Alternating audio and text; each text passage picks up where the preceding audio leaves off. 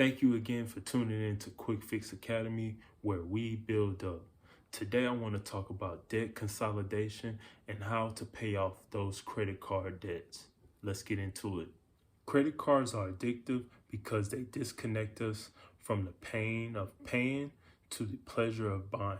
For instance, they might make us emotionally feel like we are getting things for absolutely free. On average, an American now holds 4 credit cards, and the debt on each credit card is $5,500. Right after the widespread use of credit cards in the 1980s, household debt started to skyrocket. That's because people love spending money that was never theirs. Credit cards just provide us with a loan to buy everyday things which people would never purchase with their personal loans. Credit card debt is very expensive. They have higher interest rate, and when you pay them back, they make you sick to your stomach.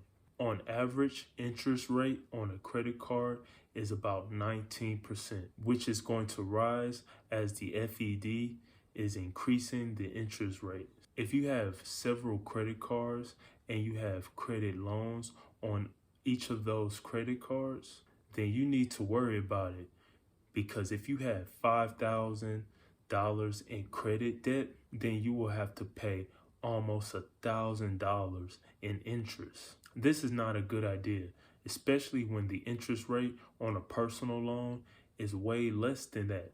If you're stuck in credit card debt, then let's put something together and try to get an understanding of how debt consolidation can potentially help you in those circumstances. You feel good about paying that money back which you spent, but the interest rate, that's another story. You will always want to avoid that interest rate. You can use debt consolidation to save yourself from paying those high interest rates.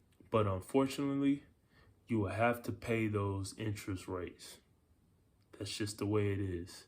That's just the way it is. But debt consolidation will save you a tremendous amount of money. So how should you be doing it, you ask? Let's get into it. Probably the best way to save yourself from credit card debt is balance transfer credit cards. This is how it works. With the help of a balance transfer credit card, you can transfer debt from all of your cards to a single card. The best thing about it is, for promotional purposes, they offer 12 to 18 months, 0% APR. This will allow you to have more time to pay a single debt, but you will need a good credit score in order to do so. So if you don't have a good credit score, then there's other options. You may want to consider the following option, which will suit you best.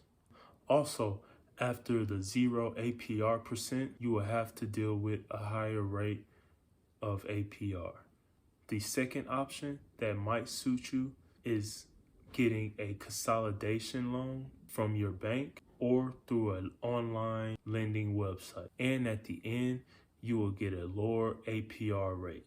But it will also be harder for you to do that if you have a low credit score. That's why I always preach, fix your credit.